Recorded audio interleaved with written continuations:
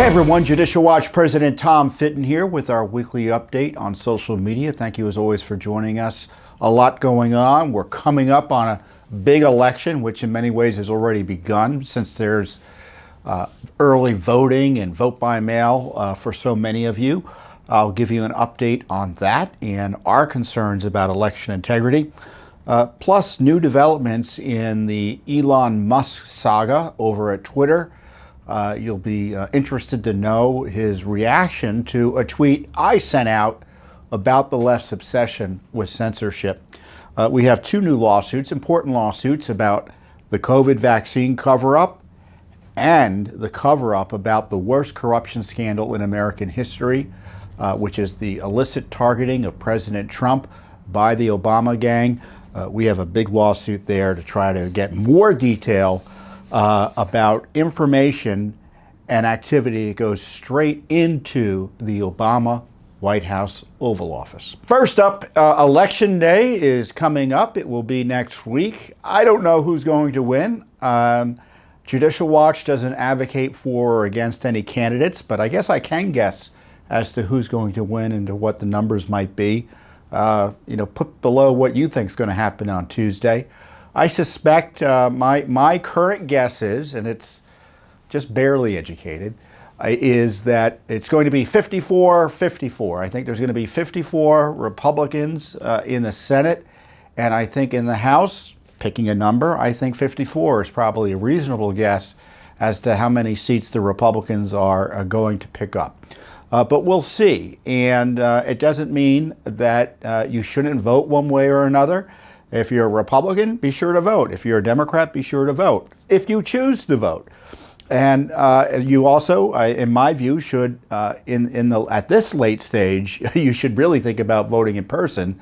If you can't do that and you want to take advantage of any options to not vote in person, you need to check with the state rules and see what you're able to do. But of course, this is part of the big debate, isn't it? It's about voting in person versus voting early and having all these massive efforts to have people vote by mail. And many, many Americans have voted by mail, including voting by mail as far back as 45 days before the election. And the big debate is, should elections be decided on Election Day, or should they be decided as the result of counting after Election Day? And election experts have raised questions about the practice of counting after Election Day. Now, of course, the left media and big tech are saying, oh, it's perfectly normal to be deciding elections days and weeks after Election Day. There's nothing normal about that. It's a recent development in terms of having elections all over the country decided in that fashion. Certainly 2020 was controversial because that's how the election was ultimately decided. Now in Illinois, they count ballots that arrive, not ballots that arrive by Election Day, but ballots that arrive by up to 14 days after Election Day, including ballots that are not postmarked, and which we think is illegal. Judicial Watch is suing on behalf of Congressman Bost out there, B-O-S-T, and some other voters in Illinois. We'll see what the judge does. At this late stage, I don't know if the judge is going to do anything, but certainly he's going to be in a position to do something about making sure the law is followed in 2024. And the law is that elections are supposed to take place more or less on Election Day, and not to put too fine a point on it. And when you count ballots after Election Day, either ballots received on Election Day that you didn't get around to counting until who knows when, or count ballots even worse that come in after Election Day, in my view, you're inviting fraud and you're undermining confidence in the administration of the elections, confidence in the elections themselves. And if we're kind of trying to get to a good policy result, I would submit the best policy result is to encourage people to vote in person, encourage and require that elections be decided on Election Day, except in extreme circumstances. And I'm sure there's always an exception that proves the rule. And you don't get to vote for any willy-nilly reason, absentee or even have early in-person voting for days and weeks prior to the election. We have to get back to election day. That, I think, is the best circumstance. Now, of course, the left, as I said, is pushing this idea that we should accept and be okay with counting ballots after Election Day and deciding elections in large numbers or in significant ways after Election Day. And, you know, that's a political talking point. That is a partisan talking point. It's an ideological talking point. And so when they tell you you're supposed to accept it, as President Biden was doing this week, Twitter is also suppressing criticism of such activity or such criticism of vote counting after Election Day. I mean, I noted in Brazil, which just had a big election, they figured out Brazil's a pretty darn big country, right? It's about nearly as big as the United States, 250 million people. So the point is, they figured out who won on election night. France figured out who won on election night. And prior to 2020, we used to figure out who won on election night, certainly at the presidential level. So the introduction of post-election day counting is a recent phenomenon and one which I think should be eliminated. But my thinking is still the elections are going to go, and the kind of the way the elections, the polls are showing, and the polls tend to, in my view, undercount support for Republicans. That despite the gamesmanship that might go on, and I don't know if there's going to be any gamesmanship, that we're going to generally have the outcome that I've talked about, which is a significant victory for Republicans. So what's going to happen then if the Republicans take charge, at least in the House, in 2023? They are talking about doing investigations, which would be welcome. The other issue, though, is to what end, right? And what is it I mean? Well, first of all, they say they need to do some investigations, which is true. But, frankly, we already know a lot of what went on. I mean, what is it you need to investigate about the border disaster? They could spend 2 years investigating the border disaster. We'd have another 5 million people walk across the border. It might be, so that's my way of saying they need to hold people accountable, because they have more than enough to begin investigations or impeachments of officials involved in misconduct requiring impeachment, where impeachment would be an appropriate response. Well, what more do we need to know about the Justice Department and the FBI before we take steps to hold those agencies accountable and individuals within those agencies accountable? What more do we need to know about, for instance, the illegal loan program or loan forgiveness program that Biden is pushing, spending $500 billion without congressional authorization, which is illicit and illegal? So figure out who made those decisions and hold them accountable. So I want there to be investigations by Congress. Let's be clear, though. The current let's put it this way, the likely House leadership isn't going to be as keen on investigations or impeachment or doing anything aggressive as Judicial Watch would be. I mean, that's been the reality for decades, and I don't see it changing next year. So if you want Congress to be aggressive in terms of accountability and transparency, you need to let your newly elected members of Congress know directly, but you should be supporting Judicial Watch as well, because Judicial Watch in the past has provided leadership for Congress as to where to look and how to look. And we plan to do that again. We wanted to provide leadership even for the Democratic Congress, but they don't care about what we think because they had a very different agenda unfortunately, than protecting the rule of law. And you may say, well, of course they would. Well, that's not always the case. I mean, way back in the day, back when Nancy Pelosi took over Congress in, I guess it was 2010, right? We worked with Nancy Pelosi's office on strengthening oversight in the ethics process on Capitol Hill in the House. So, it's not like we're unwilling to work with folks that you'd be surprised about, like left-wing Democrats. Believe it or not, there are some leftists out there, and liberals, I guess is the better way of putting it, who don't like government corruption. And the partisan media would have you think that you can only oppose government corruption. Anyone who opposes government corruption does it for purely political purposes. No, that's not the case. There are good Americans on both sides of the aisle who are aghast at government corruption, and Judicial Watch is willing to work with all sides in that regard. But that being said, the Republicans are at least willing, at least some of them are willing to take some more aggressive steps, and we'll work with them where we can, but we're going to keep on doing our own thing. Because, look, if I trusted Congress to get to the bottom of everything in terms of what needs to be done in terms of oversight, we'd shut Judicial Watch down. So I don't think we're going to shut Judicial Watch down, and I suspect we're going to have a lot of work to do and a lot of leadership to show this next Congress when it comes in.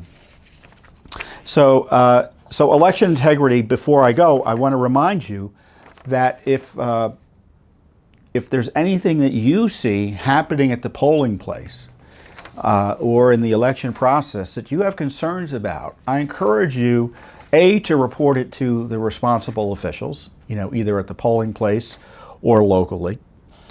Call your state election hotline and send a detailed email to Judicial Watch at electionlaw@judicialwatch.org. electionlaw@judicialwatch.org. I think we'll probably put up a graphic that will show you. Now, don't confront other voters if you think they're up to no good. That's not your job. It's the job of the police or the local election officials, or call your state election officials if you're not getting any response that you think appropriate from your local folks. But don't take the law into your own hands here. You report what you see to local officials, the responsible government officials, and then you call Judicial Watch. So it's pretty simple. But don't start confronting voters, because you may think something's going wrong and nothing's going wrong, and you end up causing a confrontation at a polling place that ends badly. So be careful there. And of course, the left would just love that for people who were, concerned about fraud to get into back and forth with voters at the polling places. That would be terrible. So don't do that. So Judicial Watch obviously wants to know if there's any corruption on Election Day.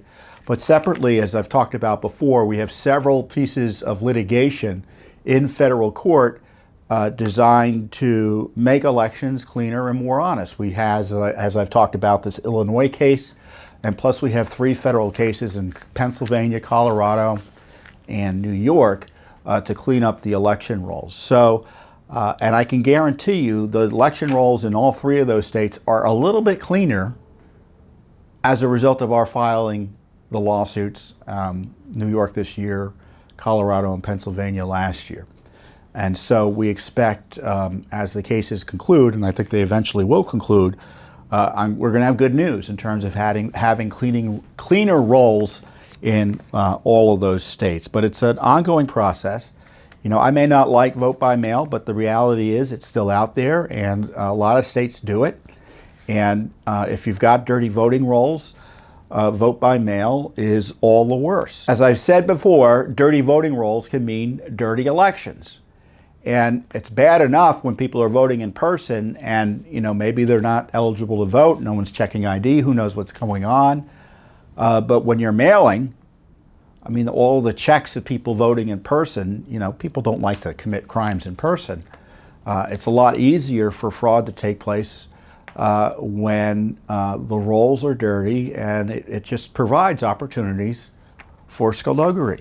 And so that's why we need cleaner election rolls, and that's why it's important to support Judicial Watch, because there's no one doing more to ensure that the election rolls are clean. Certainly the Justice Department under Joe Biden is completely AWOL on this, and things weren't much better under Bill Barr or Jeff Sessions previously. So it's up to Judicial Watch to come in and do this basic work to clean up the election rolls. So they're already cleaner for this election, and they will be cleaner for 2024 as a result of our work. So the other big issue this week is the developments around the purchase of Twitter by Elon Musk. He finally purchased Twitter. It went through last week, and the left has gone crazy. They've gone bat sugar crazy. If I could, that's the best way I'm going to put it. Just they're aghast that there could be more free speech on Twitter, and as a result, they're trying to destroy Twitter. Let's be blunt. They're trying to destroy Twitter. Elon Musk just announced today that advertising revenue is dropped like a rock because it looks like the left has been pressuring advertisers to either pause or pull out their advertising from Twitter because they don't like the idea of free speech on Twitter. And by free speech on Twitter, they're not meaning Twitter going in and taking off pornography and things like that. They mean squelching speech like mine, squelching speech like Judicial Watch's, squelching speech like yours.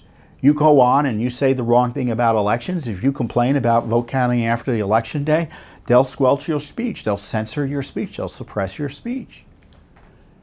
You know, not only on Twitter, but other big tech platforms. And Elon Musk hasn't really fixed it yet, but he's obviously showing signs he wants to fix it, which is driving the left crazy.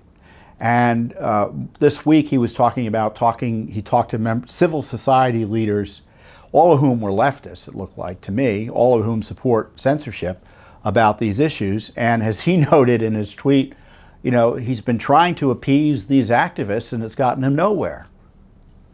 Well, we could have told him that, that's for sure.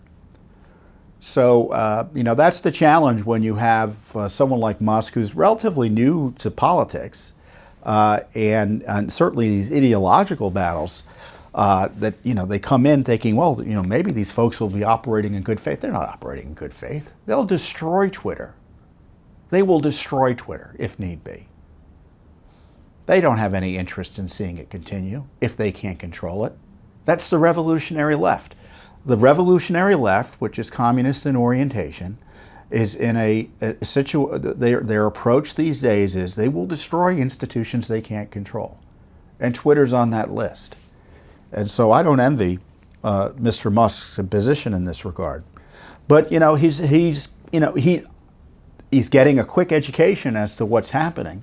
And he's seeing the way the left is playing games with him, where he's trying to do the right thing, trying to accommodate them in terms of content moderation, what I call censorship. And he's still, they're still trying to destroy his company.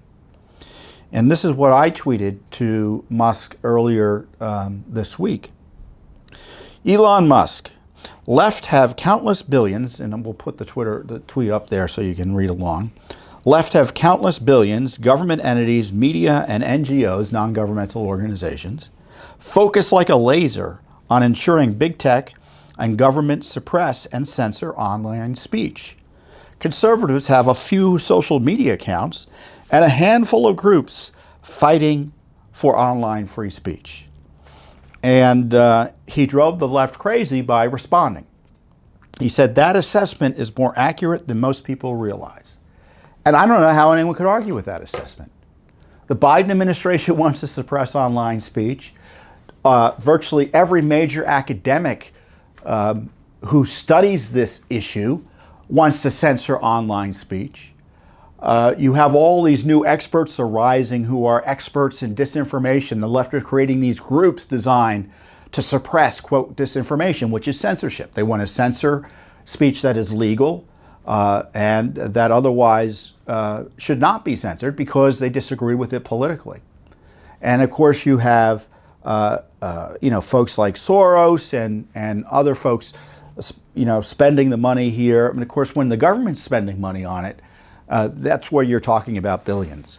And the media has reporters who are designated, and their whole mission is to ferret out misinformation and get it suppressed online, and to support the suppression of that.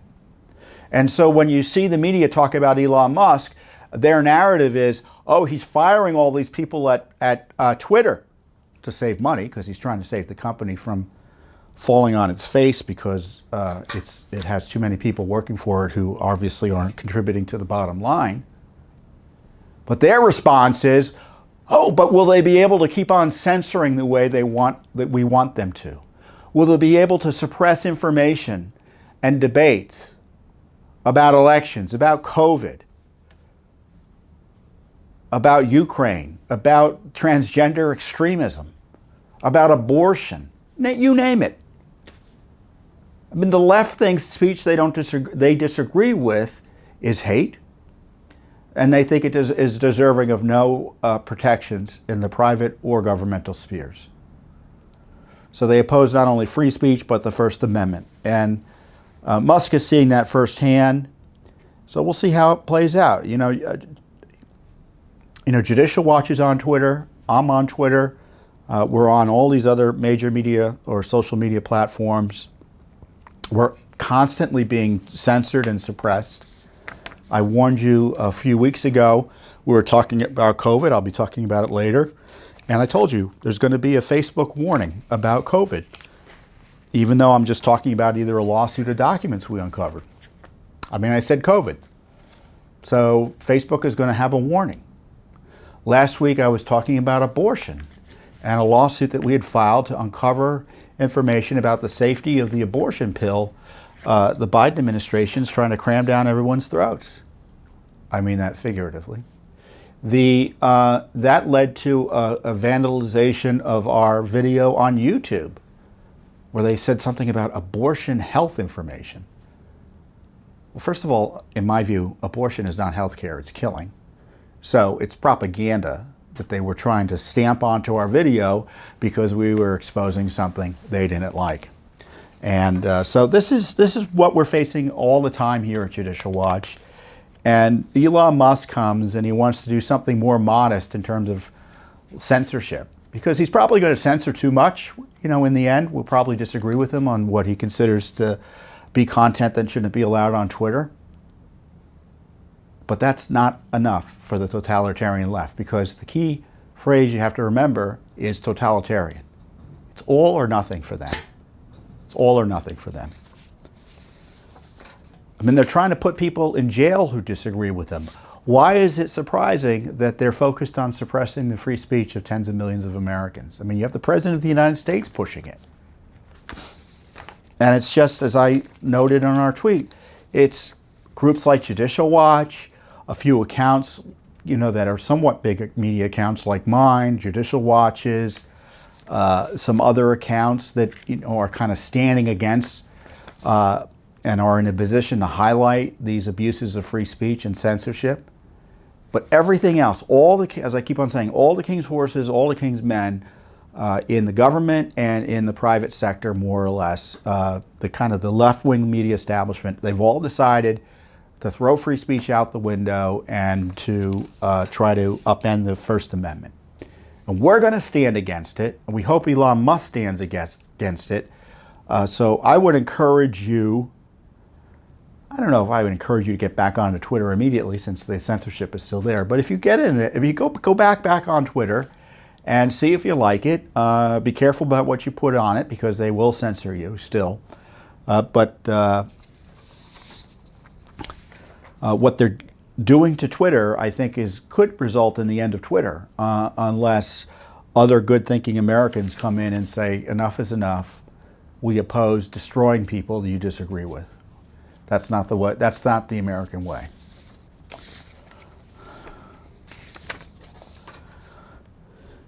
So enough about current events. Of course, everything we do is current, right? But we have new lawsuits on the real scandal of our age, which is the seditious attacks on Trump, the spying on Trump as a candidate, the harassment of him as president, what I would consider to be sedition by the Obama administration targeting him in the transfer of power. They talk about January 6th as talking about that as being the great sin in terms of interfering with the transfer of power, when in fact it was the Obama administration that was trying to gin up phony allegations against Trump through leaks and bad faith-based FBI and national security spying operations to thwart his presidency. And that was orchestrated out of the Obama White House. And since then, we've had the abuse continue, most recently with the baseless or the outrageous and unprecedented and abusive raid of President Trump's home by the Biden operation, and pretending that somehow records he had at the White House that he took with him to Mar-a-Lago, his home, he had no right to have, when in fact that's a major legal dispute, as we've said, and it was the exact opposite position of the Justice Department in a case that Judicial Watch had pursued over documents that Clinton infamously kept in his sock drawer, recordings of phone conversations he was having with foreign leaders, for example. So you have this continued abuse of Trump that began during Obama, continued through the agencies and the deep state during his administration, and has accelerated and metastasized in some ways under the Biden administration. And Judicial Watch is not going to forget about it, and we're going to keep on seeking accountability. First of all, these folks haven't left. So, in many ways, it's the Obama administration part two, these past years of the Biden administration. Obama's still hanging out here in the city, which is weird. And Durham is failing in his investigations. He lost at trial a few weeks ago again. And so it looks like nothing else is going to be happening from him other than a report, which, Judicial Watch could write a report, right? Well, we hire prosecutors to prosecute, not to write reports. Now, I guess under law, he's supposed to provide some type of report, but you know what I mean. He doesn't want to go after the big guys. He has shown no indication he will. So it's up to Judicial Watch, again, to keep on pursuing this important information. And to that end, we just sued the Obama Library for Obama White House records about the 2016 Russia collusion hoax. Now, when I say the Obama Library, what do I mean? I mean the National Archives. So the National Archives that's harassing President Trump over these records issues is unlawfully hiding and stonewalling the release of information about the harassment of President Trump by Barack Obama. So harassing Trump while protecting Obama. So we filed two requests back in March. The first request was for records of former Obama White House National Security Advisor Susan Rice, who now is in the Biden White House as, I think, she's chief of the Domestic Policy Council. She's the top domestic person. Regarding alleged efforts by the Russian government to interfere with the 2016 presidential election and collude with the Trump campaign, and the alleged hacking of Democratic National Committee and/or Clinton campaign computer systems. So, Russiagate, right? And we know no American knowingly colluded with the Russians. Of course, they knew that too. So we want records about what the White House knew and when about that. And then there was this infamous meeting that took place on January 5th, 2017, literally a few weeks before President Trump was coming into office. And it took place in the Oval Office, and it was a meeting between President Obama, Vice President Biden, who, as you may know, is now President of the United States, Rice, the corrupt FBI Director Comey, the corrupt CIA Director John Brennan, and the corrupt Director of National Intelligence, James Clapper. Now, that's an interesting meeting because that's where they were all talking about the conspiracy against Trump that they knew at the time, and it was being reported to them, really wasn't panning out in terms of having anything to back it up. So, surprise, surprise. But they didn't care. And the next day, and this discussion took place at this Oval Office meeting, Comey went and harassed Trump and tried to confront him and see how he would react. He was president-elect of the United States with the fake dossier. It was a conspiracy hatched, it looks like, based on the information that I've seen in the Oval Office. So what's really peculiar is that Susan Rice wrote an email on January 20th, a few weeks after this meeting, pretending to memorialize it in a very convenient way, which I'll get into. And the email was written on January 20th, as I said, which just happened to be the day that President Trump was sworn in. I think it was like a few minutes before he was sworn in, the memo was written. So this was like a last-ditch effort to paper the record. And this is what Susan Rice wrote. On January 5th, following a briefing by IC leadership, intelligence community, which should be a dirty word after what they did to Trump, on Russia hacking during the 2016 presidential election, hacking that the president had nothing to do with, Trump had nothing to do with, President Obama had a brief follow-on conversation with FBI Director Jim Comey, Deputy Attorney General Sally Yates in the Oval Office. Vice President Biden and I were also present. So I want you to think about that. They're having this broader meeting, right? You can just see, you've probably seen movies like this, and this is even worse than a movie because it's real life in terms of the corruption, where you get the meeting, right? And you know something's going on, and the big guy says, you guys stay here. I want to talk about something with you. And that's when the corruption happens, right? The secret meeting after the big meeting. And this is the secret meeting with Comey and his top people, Vice President Biden, Sally Yates, the corrupt Attorney General, Deputy Attorney General in the Justice Department. I think she was, no, I guess she was deputy there. She was acting Attorney General for Trump for a few weeks until he fired her for her ethical misconduct. So President Obama began the conversation by stressing his continued commitment to ensuring that every aspect of this issue is handled by the intelligence and law enforcement communities by the book. So this is the by the book email. He said, I'm going to tell you to do, this is how I interpret it, I'm going to tell you to do all sorts of things that are illegal, unethical, and contrary to your oaths of office. But, Susan, don't worry. She's going to write an email about this, and she's going to say, I told you to do it by the book. The president stressed that he's not asking about initiating or instructing anything from a law enforcement perspective.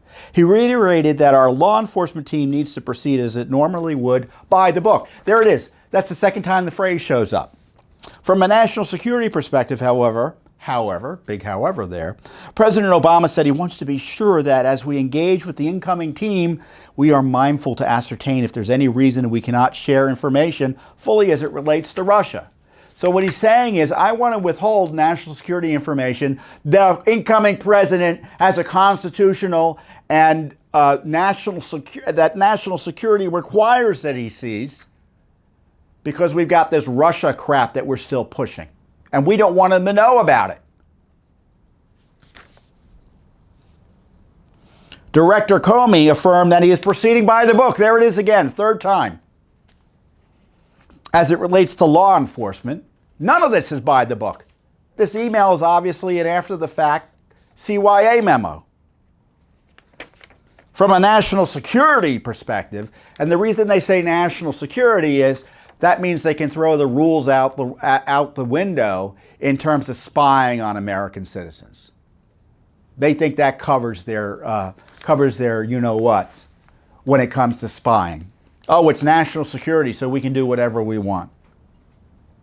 Comey said he does have some concerns that incoming National Security Advisor Mike Flynn, General Flynn, is speaking frequently with Russian Ambassador Kislyak. Comey said that that could be an issue as it relates to sharing sensitive information. President Obama asked if Comey was saying that the NSC should not pass sensitive information related to Russia to Flynn. Comey replied, potentially. He added that he has no indication thus far that Flynn has passed classified information to Kislyak, but he noted the level of communication is unusual. So this is just smearing, right?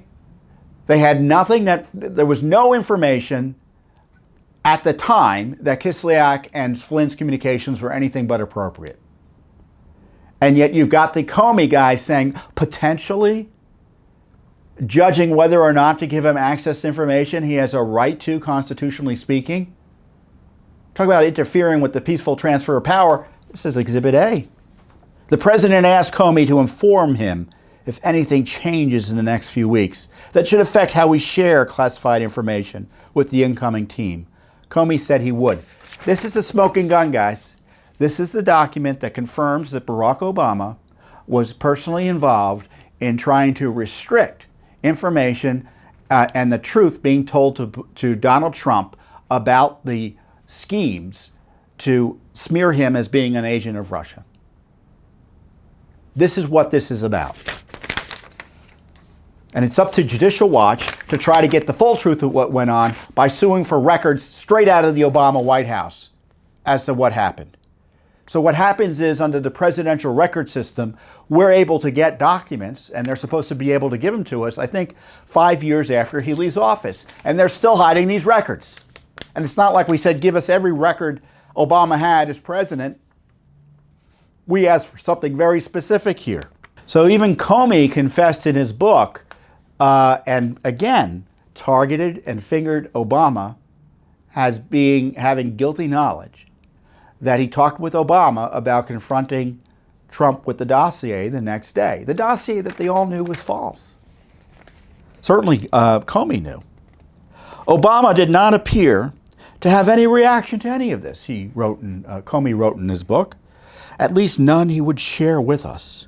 In a level voice, he asked, "What's the plan for that briefing?" With just the briefest of sidelong glances at me, Clapper took a breath, then said, "We've decided that Director Comey will meet alone with the President-elect to brief him on this material following the completion of the full ICA briefing." So what happened is they were going to brief Trump the next day at Trump Tower. I think Clapper was going to be there. I think Brennan was there. And obviously Comey was going to be there. And again, Comey was going to stay around afterwards and play spy against Trump. The president did not say a word. Instead, he turned his head to the left and looked directly at me. He raised and lowered both of his eyebrows with emphasis and then looked away. I suppose you can read whatever you want in that wordless expression, but to my mind, his Groucho Marx eyebrow raise was both subtle humor and expression of concern. It was almost as if he were saying, "Good luck with that." I began to feel a lump in my stomach. Well, beside the hilarity of the officiousness of this crook Comey, it highlights the corruption at the highest levels in the Obama White House and the targeting of Trump. So they were going to try to entrap Trump the next day. And what happened was, based on my understanding of the various reports about it, is Trump said, "What do you mean about this P-tape and dossier? And what? This is garbage." And he was outraged, and he wanted it investigated because he knew it was false. And what did Comey do? He went downstairs to his car and started typing out Trump's response. So they were running an operation against Trump at that meeting, orchestrated by Obama. And I don't care what's in this book. I want more information. What did Obama do? He didn't stop Comey from doing it. He had his tacit approval.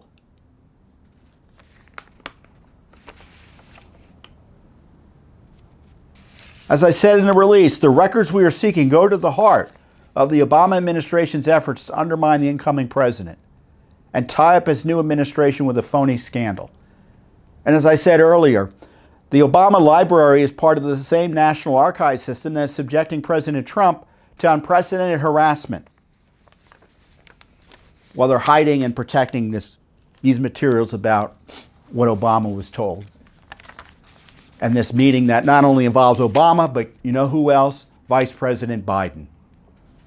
Because he had it in for Flynn, and obviously he had it in for Trump, and he was there. I want to know why Durham hasn't talked to all these people, at least publicly that we know about. He hasn't talked to any of them.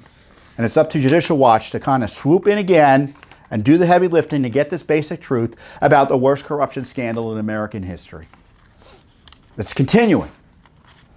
Because this records dispute down in Mar-a-Lago is just a kind of part Z of this harassment of Trump that began arguably in this is my understanding, in 2015 And now it's 2022, and they're showing no signs of stopping. I mean, they've got a grand jury harassing Trump's aides this week, a few days before the election, over the silly records fight.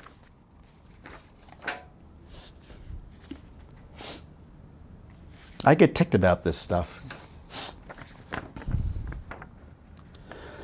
So I'll let you know when we get the documents. Hopefully we get some documents, and we're able to blow the whistle on that. As I've often observed, President Biden is the most corrupt president since he's been vice president. Meaning Obama is giving him a run for his money in terms of corruption. Arguably even more corrupt, I would say.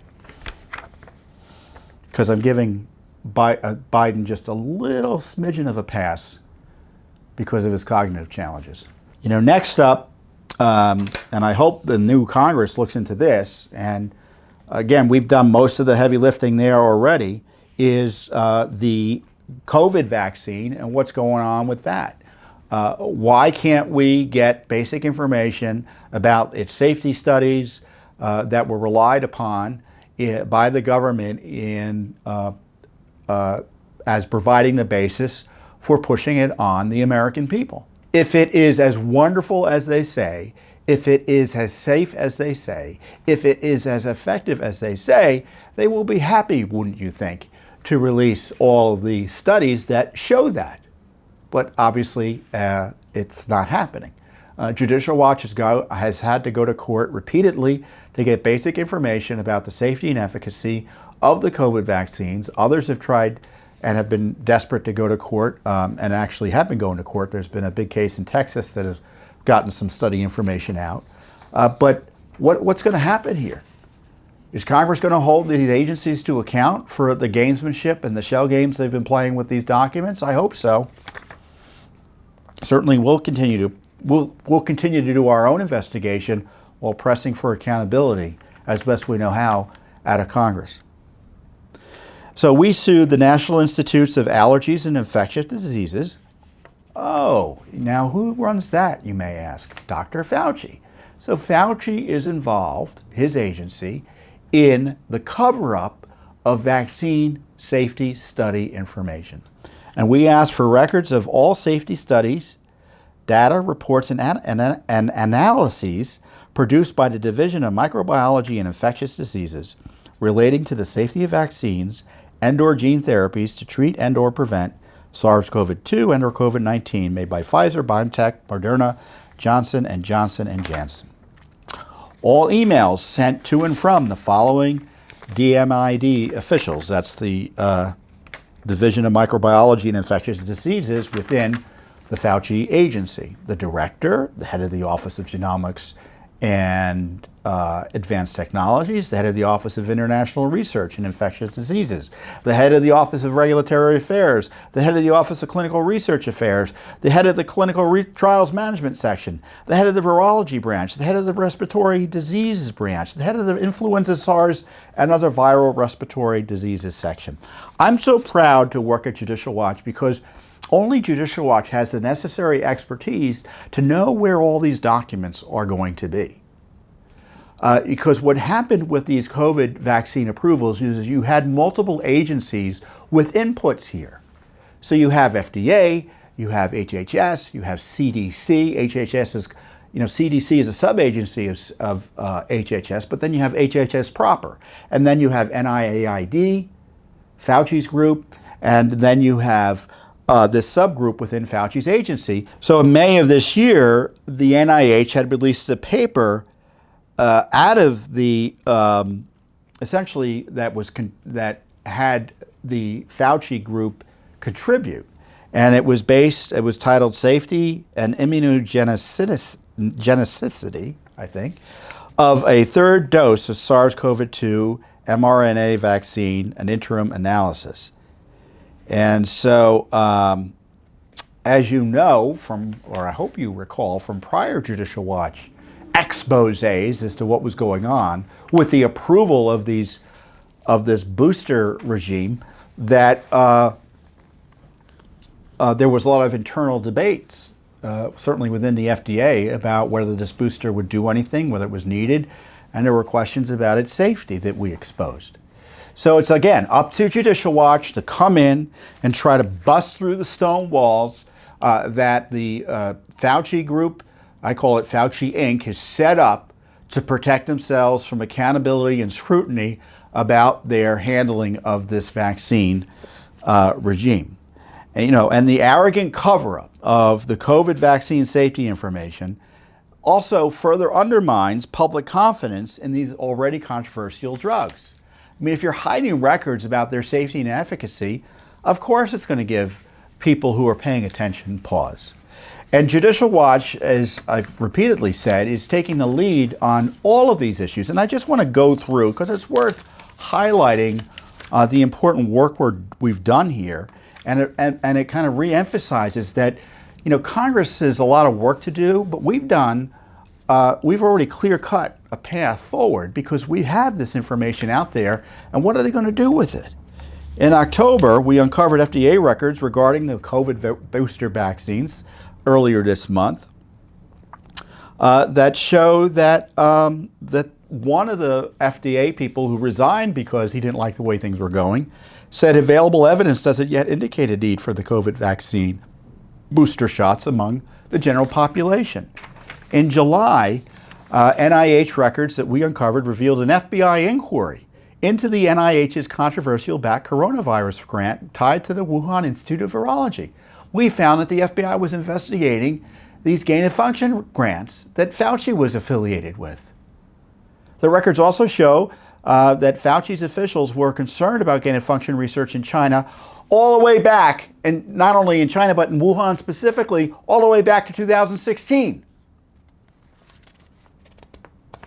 And that EcoHealth, which was the vehicle for doing a lot of this gain-of-function research that is so controversial,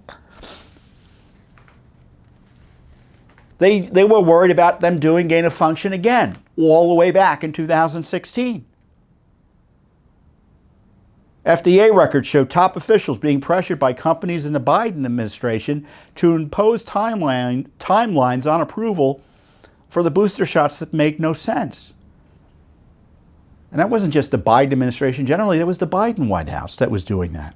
We found that in between 2014 and 2019, over $825,000 was given to the Wuhan Institute of Virology for bat coronavirus research by the NIAID. That's Fauci's group.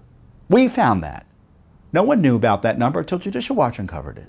We found that Fauci's agency gave 9 China-related grants to EcoHealth Alliance to research coronavirus emergence in bats and was the NIH's top issuer of grants to the Wuhan lab itself. The records also included an email from the vice director of the Wuhan lab asking an NIH official, and this is a classic one, for help finding disinfectants for decontamination of airtight suits and indoor surfaces. So this Wuhan level 4 lab, level 4 means it's supposed to be really secure and safe, they didn't know how to keep it disinfected. I mean, I could have been running things over there with the way things were going. Calling up NIH, what sort of Lysol should I use to keep it clean? That's what was going on. And Fauci knew this was happening, or had happened. So I could go on and on.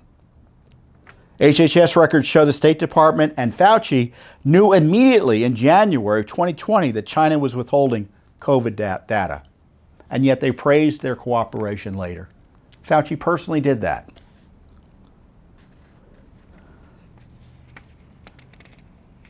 HHS records regarding biodistribution studies and related data for the COVID-19 vaccines show a key component of the vaccines, lipid nanoparticles, which is the kind of the vehicle through which the RNA is shepherded into the body, were found outside the injection site, mainly the liver, adrenal glands, spleen, and ovaries of test animals 8 to 48 hours after injection. My guess is you're smart enough to know that's pretty outrageous because they told us that we didn't really have to worry about those particles and the spike proteins getting past essentially your lymph nodes on your arm, under your arm, once you were injected with the vaccine. That wasn't the case.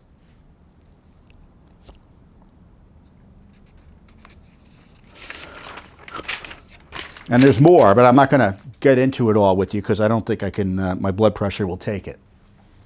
So I don't know how better I can explain to you than what I just did in terms of the significance, historic significance of Judicial Watch's work in uncovering what went on with COVID-19 and the vaccines, the scandal which is continuing to this day. So you can see that between election integrity, exposing the corruption of the Obama administration, exposing the corruption of the Biden administration, holding the Republicans in Congress accountable to make sure they do what they promised to do and what they should do just as members of Congress in monitoring and stopping government corruption, all the while keeping up our own historic anti-corruption work in the courts and elsewhere. Showing Judicial Watch's leadership role in standing up for free speech online against the predations of the totalitarian left that wants to destroy free speech and the First Amendment. Is there anyone who is doing the work as comprehensively as Judicial Watch is on behalf of the rule of law and our Republican form of government? I don't think so. And I want others to be doing it too, but in the meantime, we're going to do it as best we're able because we think the country is worth saving. And we are able to do it with your support. And again, I encourage you, if you're already supporting Judicial Watch, think about supporting us again. If you're not supporting Judicial Watch, please join our cause, join our movement. And I know not everyone can provide us financial support, but your prayers are welcome. And in the least, help educate your fellow citizens about the work we're uncovering. Everything we're talking about is on our website at judicialwatch.org, judicialwatch.org. And be sure to follow us on social media as well. The left is abandoning Twitter. Maybe that's a sign for you to go to Twitter. We're at Tom Fitton and at Judicial Watch. We're on Facebook. We're on Trump's True Social. We're on Rumble. We're on YouTube. We're everywhere where the American people are so we can educate them on so that this country lives up to the promises of the Founding Fathers. And with that, I wish you the best, and I'll see you here next time on the Judicial Watch Weekly Update. Thanks for watching. Don't forget to hit that subscribe button and like our video down below.